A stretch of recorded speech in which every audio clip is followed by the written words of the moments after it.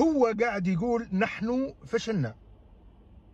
فشلنا في إجراء التعديلات اللي كانت تحوز عليها السلطات في الجزائر.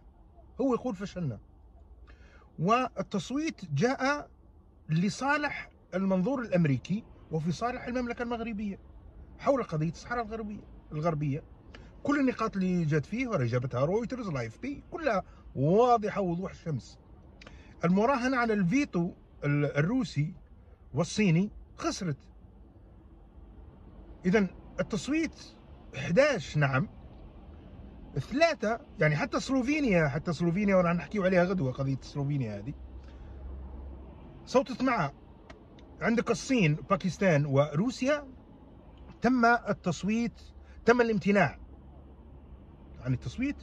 الجزائر ما شاركتش، حاضرة ولم تشارك في التصويت. يقدر واحد يفهمني وعلاه ما تشاركش؟